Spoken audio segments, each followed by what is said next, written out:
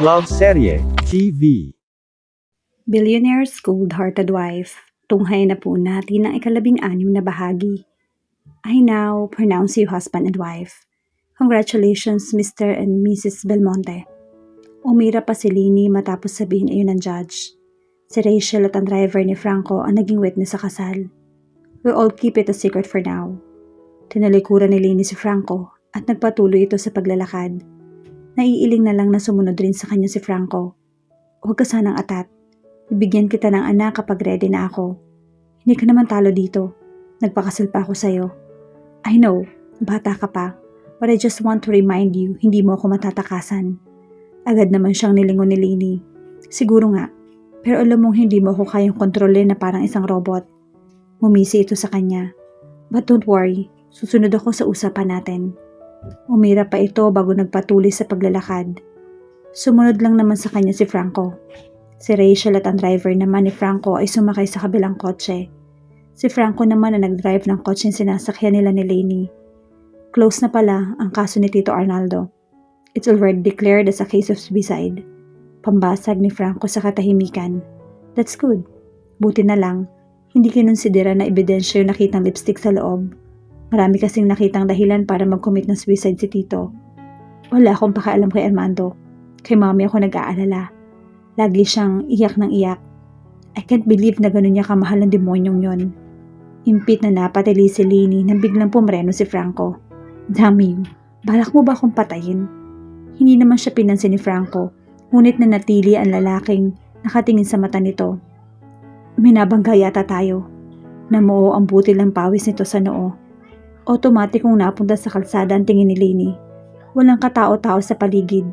Madilim rin at tanging liwanag lang mula sa malamlam na street light ang nagbibigay ng hindi pa sapat na liwanag. Babain mo, dali! Nag-aalangan naman bumaba si Franco. Unti-unti na rin binalot ng kaba si Lini. Nang malapitan ito ni Franco ay agad na din naman ito ang pulso ng babae. Nang hindi na nakatiis si Lini, ay bumaba na rin siya ng sasakyan. Patay na ba siya? Hindi. May pulso pa siya. Thanks God. Bulalas nito. Hurry up. Dalhin natin siya sa ospital. Agad na binuhat ni Franco ang walang malay na babae. Isinakay niya ito sa backseat. Palingon-lingon pa si Lini sa babae habang nasa biyahe sila patungo sa ospital. Nang maipasok sa emergency room ang babae, hindi pa rin mapakali si Lini.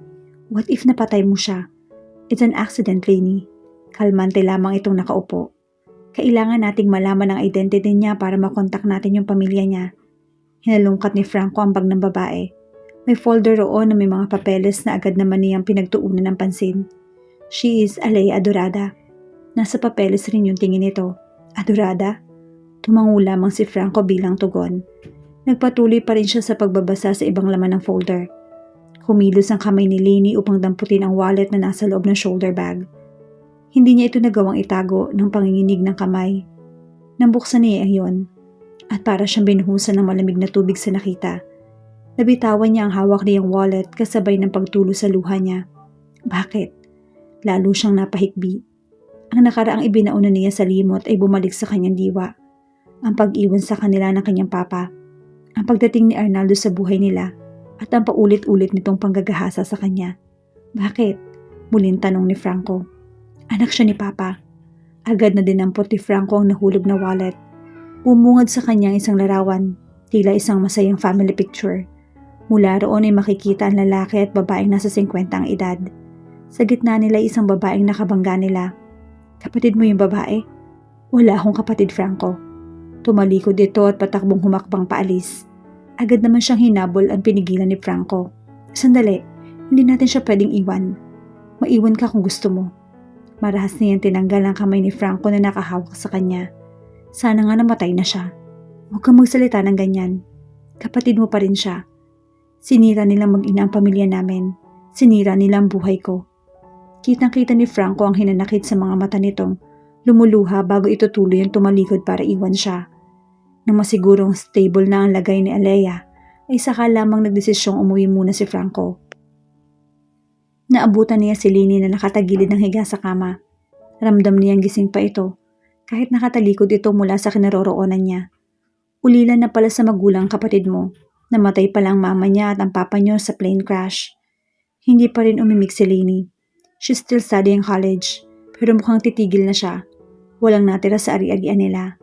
Pupunta iyon sa pagpapalibing sa parents niya at sa mga utang. Napabuntong hininga na lamang si Franco. Nang hindi niya iyon pansinin, nakakaawa siya. Wala na siyang mapupuntahan. Hindi pa rin ito umimik ngunit kumawala sa kanya ang hikbi. Humiga si Franco sa tabi nito at binigyan siya ng mahigpit na yakap. Learn to forgive. Walang kasalanan yung kapatid mo sa nagawa ng papa niyo at ng mama niya.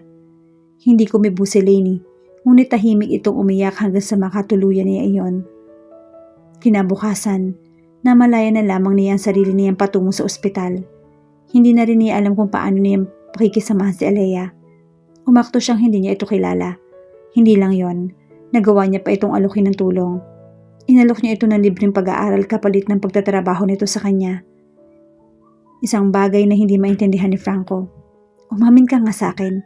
May plano ka bang pahirapan siya kaya inalok mo siya ng trabaho? Anong tingin mo sa kanya, si Cinderella? Umirap ito sa kanya. Kung gaganti ako, hindi ganun kasimple, Franco. Tandaan mo sana ang kapatid mo pa rin siya, Lainey. I told you before, wala akong kapatid. Pinanlisikan niya ito ng mata. Pwede bang huwag mong ipaalala sa akin yan? Marami akong problema ngayon. Okay, I'm sorry. Umupo ito sa tapat niya. Kumusta nga pala si tita? She's not fine. Ipinakonfine ko na siya sa mental hospital. Lagi siyang tulala tapos bigla na lang iiyak. Hindi ko siya makausap. She needs you, Lainey. How can I do that? Tuwing makikita niya ako para siyang takot sa akin. Nagwawala siya sa tuwing lalapit ako. Napakunot noon naman si Franco dahil sa narinig. Ginagawa niya yon? Bakit? Tingin mo alam ko? Nag-ikot-ikot ito ng mata. You know what? Wala kang kwentang kausap. Diyan ka na nga. Namalaya na lamang ni Lainey ang sarili sa bar kasama nito si Rachel. Matapos niya itong i-text na puntahan siya nito. Look at the man in blue suit. Napunta ang tingin ni Rachel sa direksyon kung nasaan ang tingin ni Lainey. Bakit? He looks hot. Lalo nitong sinuri ng tingin ng lalaki. And rich. He is Zach Fuentes, one of the famous and youngest businessman in Asia. Agad na palingon sa kanya si Lainey. You know him? I only met him once in a party. Muling ibinalik ni Lainey ang tingin sa lalaki. Gusto mo ba siya? What if I say yes? Sumimsim ito sa kanyang kopita. Gusto ng katawan niya. Gusto ko ng pera niya. Nakakatulong siya para maisalba ang Mendez Corp. Lugin ang business niyo. Duda akong tutulungan niyong umangat ang Mendez. Tandaan mo, isa siyang businessman. Hindi siya mag-i-invest sa negosyong palubog na. Sumimsim ng alak si Rachel bago muling nagsalita. Kung gusto mo ng pera at katawan niya, mag-apply kang bed warmer niya. Malay mo, gusto niya. Nagpakawala ng mahinang tawa si Rachel. Pero malabo kasi ba't pa siya magbabayad ng babaeng ikakama kung meron namang libre? Ang mga businessman, wais yung mga yan. Pinanlisikan siya ng mata ni Rachel. You're not giving any help. Hindi naman napatinag si Rachel sa tingin niya. Nagsasabi lang ako ng totoo. Pwede siguro yung gusto mo kung papakasalan mo siya. You know it's impossible. Mahinang napahalakhak si Rachel. Kasal ka na pala. Kung hindi, ikaw si Lainey, pwede siguro. Nag-vibrate ang phone ni Lainey. Nang tumingin siya sa screen ng cellphone nito ay rumihistro ang pangalan ni Alea. Oh, my dear sister is worrying for me. Agad ito nagtipa na reply sa mensahe ni Alea. Magpapasundo ako sa kanya para naman may silbi naman siya. Sa mga sumunod na sandali, may mga lalaki nagtangkang lapitan sila, ngunit sinungitan lamang sila ni Lainey. Ang buong atensyon nito ay nasa lalaking nangangalang Zach Fuentes. Nagalangan lamang siyang lapitan nito dahil kitang-kita naman niya kung paano nito dedmahin ng mga babaeng lumalapit at nagtangkang akitin siya. Sigurado ka bang hindi bakla yung Fuentes na yan? May mga babae na manaling sa kanya noon, sadyang pihikan lang siguro. Maya-maya lang ay kitang-kita nila ang pagbaling nito ng tingin sa pintuan. Agad naman nila iyong sinundan ng tingin. Agad din bumalik ang tingin ni Lainey kay Zach, ngunit nakatingin pa rin ito sa pintuan, sa parte kung saan nakatayo ang bagong dating na si Alea. In fairness, napakaganda ng kapatid mo kahit simple-simple lang ang itsura niya. Sinamaan siya ng tingin ni Lainey. Medyo hawig kayo. Nagmana siguro kayo sa papa niyo. Inirapan siya ni Lainey bago ibalik ang tingin nito kay Zach. Subalit wala na ito sa upuan niya. Naigala niya ang paningin niya ay nakita niya itong naglalakad. Ngunit nang sundan niya ng tingin si Zach, nakapukol ito sa pwesto kung saan naroon si Alea. Look, Looks like nabihag ng kapatid mo ang lalaking pangarap mo. Whatever. Supladang tura ni Lini bago tumayo. I'm going home. Lumandi ka dyan mag-isa mo. Humakbang pa ito palayo kay Rachel. Narinig pa niya ang pangaasar nito. Ngunit hindi na niya iyon pinansin. Sa halip ay binilisan na lang niya ang paghakbang patungo kay Alea. Nang ilang hakbang na lang ang layo ni Zack kay Alea, ay nagtipa na siya ng kanyang phone upang tawagan si Alea. Nasagutin ni Alea ang tawag ay nakita niya pa ang pagtigil ni Zack sa paghakbang. Lalabas lang ako saglit. Hindi kita marinig. Nagmamadali itong lumabas ng bar. Hindi naman kumilos si Zack Fuentes, sa halip ay sinundan lamang niya ito ng tingin. Nang dumaan si Lini sa harap ni Zack, ay tila ba isa itong hangin sa kanya. Umusbong ang inis niya, ngunit ang inis na ito ay tila naging bumbilya na sumindi sa utak niya. Pumasok ang isang ideya kung paano mapapasa kanya si Zack Fuentes. Sinipat ni Lini ang sarili sa salamin. Pinakatitigan niya ang kanyang mukha. Bilugang mata, malalantik na pilik mata. Sakto lang ang tangos ng ilong at makipot na labi. I'm Alea Adorada now. Nausal niya ang kanyang isip. Madaling napapayag ni Lini ang kanyang kapatid na gayahin niya ang mukha nito.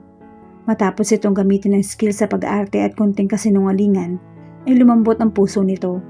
Kinagat ni Alea ang dahilan niyang gusto niyang takasan si Franco. Utong-utong Alea. Nasambit niya ito habang nakatingin sa salamin. Nakasuot siya ng kulay maroon na bestidang hapit na hapit sa kanya. Naglagay rin siya ng light makeup sa kanyang mukha. Nang makasigurong maayos ang kanyang itsura, ay kaagad siyang sumakay sa kotse at pinuntahan ang lugar na kanyang pakay. Puno ng kumpiyansa itong naglakad papasok sa loob.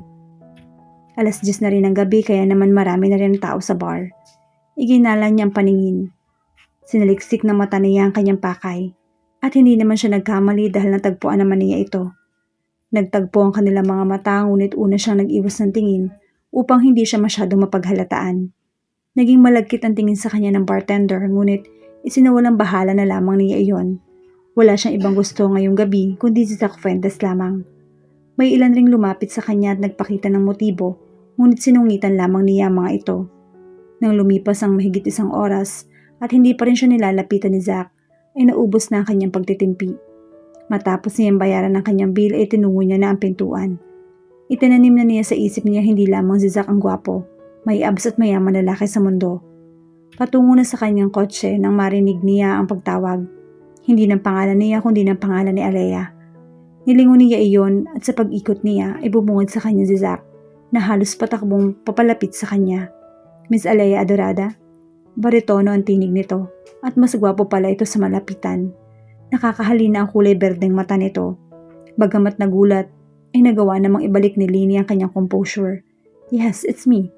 You forgot this. Iniabot nito ang kanyang pouch. Oh, thank you. Nginitian niya ito ng matamis kasabay ng pag-abot sa pouch. By the way, you are? Zack Fuentes. Nilahad nito ang kanyang kamay na agad rin naman niyang tinanggap. How can I pay your good deeds, Mr. Fuentes? No need. Umiling pa si Zack. No, I insist. Mabilis niyang sagot. How about a dinner tomorrow? Doon nagsimula ang pagkakalapit ni nila Zack.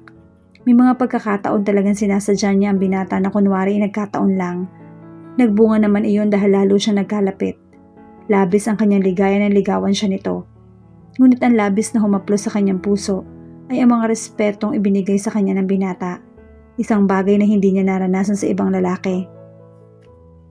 Nang maging magkasintahan sila ni Zack, ay lalo pa itong naging sweet. At nagustuhan niya iyon. Noon lamang niya naramdaman na may totoong nagmamahal sa kanya. Nang pakasalan siya ni Zack ay walang pagsidla ng kanyang tuwa. Totoong ninais niya iyon dahil sa pera, ngunit hindi naglaon ni nag-iiba ng hangarin niya. Gusto na niyang manatili sa piling ni Zack. Ito ang gusto niyang mundo. Handa siyang magbago at ibaon sa limot ang lahat. Ngunit ang lahat ng plano ni Lini ay gumuho na matagpuan siya ni Franco. Nagsimulang magpadala si Franco kay Zack ng mga scandal photos at videos na kinasasangkutan niya noon. Nagdesisyon siyang harapin si Franco upang tumigil na ito sa panggugulo. I told you before, hindi mo ako matatakasan, Lini. Ngumisi ito sa kanya. Hayop ka, Franco. Pinaghahampas niya ito sa dibdib. Maayos na ang lahat sa buhay ko, bakit kailangan mo pang manggulo? Sinalag ni Franco ang kanyang palo at tinitigan ito ng mariin.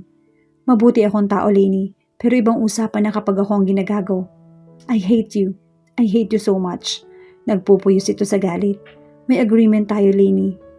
Is this what you want? Dala ang galit ay naghubad siya sa harap ng kanyang lihim na asawa. Siya na rin ang lumapit rito at sumunggab ng halik. Hindi siya pinigilan ni Franco, sa halip ay ginantihan rin siya ng mapupusok na halik. Pareho sila naging mainit ng gabing iyon. At ang kapusukan nila ay hindi inaasahang nagbunga. Noon rin nagsimulang lumamig ang pakikitungo sa kanya ni Zach. Halos tumira na ito sa opisina. At halos hindi na siya nito uwian. Love is not real. Napahikbi na lamang siya. Kung si Papa nga hindi ako nagawang mahalin, ang ibang tao pa kaya. Lalo siyang nahabag sa sarili. Ngunit matapos siyang umiyak nang halos magdamag ay kailangan niyang bumangon kinabukasan at ipakita sa lahat na walang makatitibag sa kanya. Bumalik siya sa una niyang plano. Matapos makakuha ng malaking halaga ay tinuloy niya na ang pag-iwan kay Zach nang walang paalam. Muli niyang ginamit ang kanyang tunay na pagkakakilanlan. Wala na rin naman siyang dahilan para gamitin ang identity ni Alea. Nang muli siyang magsama ni Alea sa iisang bubong, nasaksihan niya kung gaano kasaya ang buhay nito. Ito ay base na rin sa mga kwento nito. Tell me about your father. Pinigil niya ang sariling huwag maluha. Si Papa, best father in the world siya.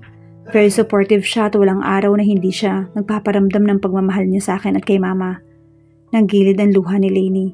Ako dapat yon. Para sa amin dapat yon. Nausal niya sa kanyang isip. Bakit ka umiiyak, Lainey? Don't mind me. Naalala ko lang si Papa. Totoo namang naalala niya ang kanyang papa, ngunit masakit na alaala nga lamang. Labis siyang naiinggit dahil lumaki si Alea sa mundong puno ng pagmamahal at hindi nito naranasan ang bangungot na naranasan niya. Umusbong ang inggit at bumalik ang galit na matagal niya nang kinukubli. Gustong-gusto na niyang sabihin rito ang totoo, ngunit pinipilit lamang niya magtimpi. Sa tuwing maiisip niyang magagamit niya si Alea sa oras na balikan siya ni Zach upang gantihan. Ngunit sadyang mapagbiro ang tadhana. Nadiskubre niyang matagal na siyang nahanap ni Zach. Hindi lamang siya nito matagpo-tagpuan dahil ginamit ni Franco ang pera at impluwensya nito. Ang pinakamasakit sa lahat, ginawa niya yon hindi para sa kanya kundi para protektahan si Alea. Lalong kumuho ang kanyang mundo. Noon na rin siya naging desidido sa paghihiganti. Pinangako niya sa kanyang sariling bibigyan niya ng maggulong buhay si Alea. At upang maisakatuparan, siya nang gumawa ng paraan upang mahanap ni Zach si Alea. Plinano niya ang lahat, maging ang paghiling kay Alea na magpanggap bilang siya. Ang pag-a-apply rin ni Rachel sa kumpanya upang magsilbing mata niya sa mga nangyayari. Buong akala niya ay pinaghihigantihan siya ni Zach. Ngunit sa halip ay gusto nitong makipag-ayos. Noon niya pinasok si Ken sa eksena. Ang unang plano ay ang pagkabuko ni Ken na may iba itong babae upang masaktan si Alea. Ngunit nabago ang plano nang maisip niyang mas mahihirapan si Alea kung magagalit si Zach at magkukunwaring galit rin si Ken. Na isa katuparan ng plano. At labis siyang natuwa na masaksihan kung paano umiyak si Alea sa paghahabol kay Ken. Ngunit wala ngang permanente sa mundo. Nawala ang ligayang kanyang nadarama at bumalik ang pagkamuhi niya na magkamabutihan sina Zach at Alea. Noon na rin isinakatuparan ang nangyaring setup sa hotel. At ngayon, nasa harap niya na si Alea. Nasa kanya ang tagumpay. Ready ka na ba, Alea? Parang nanalamin si Alea. Pareho sila nakasuot ng hospital gown. Nakalugay na rin ang buhok nito katulad niya. Bakit ganyan ang suot mo, Lainey? Mababakas pa rin ang luha sa mga mata nito. Dahil mamaya, uuwi ako sa pamilya mo. Ako na magiging Mrs. Fuentes at ako na rin ang tatayong ina ng mga anak mo.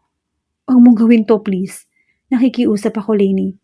Tumulo ang luha nito. Kitang-kita sa mata nito ang pagkamamakaawa. Ngumisi ito. Pagpapasalamat ka nga dahil bubuhayin pa kita. Parang awa mo na, Lainey. Nakikiusap ako sa'yo. Gusto kong makasama ang mga anak ko. Lalong bumuhos ang luha nito. Huwag kang mag-alala dahil gagawin ko silang masaya. Binigyan niya ito ng blankong ekspresyon. At lahat ng iyon ipapakita ko sa'yo. Magiging masaya ako kasama sila habang ikaw, ikukulong ko dito. Huwag naman ganito, Lainey. Have you noticed? I sounds like you already. Unti-unti ko nang natututunan ang pananalita mo. Tumaas ang gilid ng labi nito. Ang talino ko, right? I beg to disagree. Kung totoong matalino ka, hindi mo dapat ginagawa to. Sabat ni Rachel. Agad siyang nilingon ni Lainey. Matalim ang titig na pinukol nito kay Rachel. Will you shut up? Nagsasabi lang ako ng totoo. Mahina ka dahil hindi mo kayang patayin ang kaaway mo. Tauhan lang kita. Ako pa rin ang amo. Isaksak mo yun sa kokote mong hindi marunong mag-isip. mariing tura nito. Kahit kailan, hindi mo ako naging tauhan, Lenny. Napilitan lang akong sumunod sa'yo dahil sa utang na loob. Bumalatay ang galit sa mukha niya. Nagagalaitin na ang mga ngipin nitong idinuduro si Lenny. You manipulated me. Sana pala nagpakulong na lang ako. Dahil itong nangyayaring to, mas masahol pa sa kulungan. Mas masahol pa nga to sa impyerno.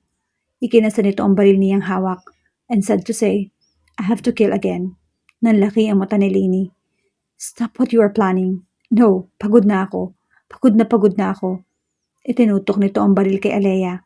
At bago pa makaalma, ang kahit sino man sa kanila, umalingaw ang putok ng baril. Sino nga bang mapapahamak sa pagkakataong ito? Yan ang ating aalamin sa pagpapatuloy ng ating kwento bukas sa ganito ring oras.